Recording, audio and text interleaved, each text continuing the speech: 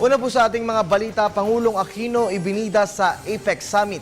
Sa China ang mga reformang ipinatutupad ng kanyang administrasyon na naging daan para sa ibayong pag-unlad ng ekonomiya ng Pilipinas.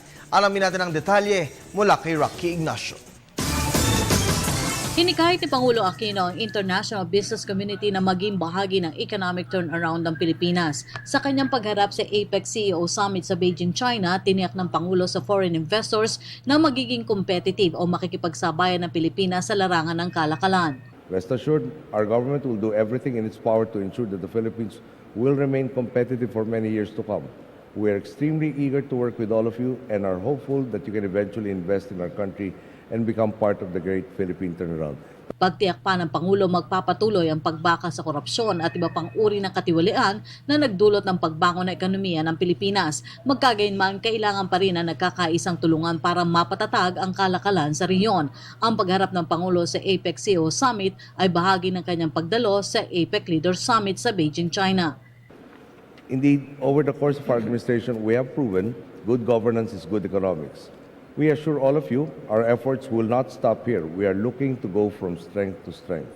One way we are doing this is by making investments in our greatest resource, the Filipino people, because we know that it is through empowering them that we can sustain our country's momentum.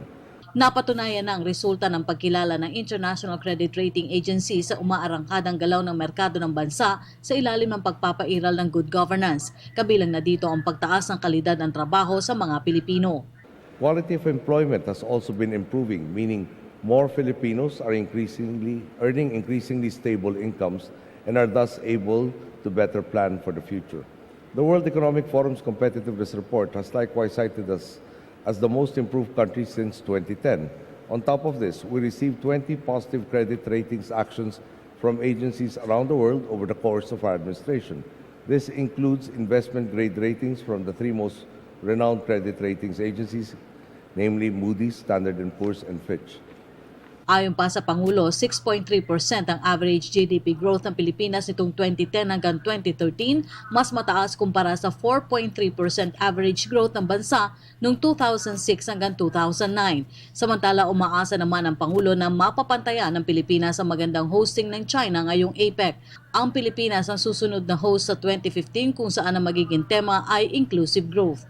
Para sa Telebisyon ng Bayan, Rocky Ignacio.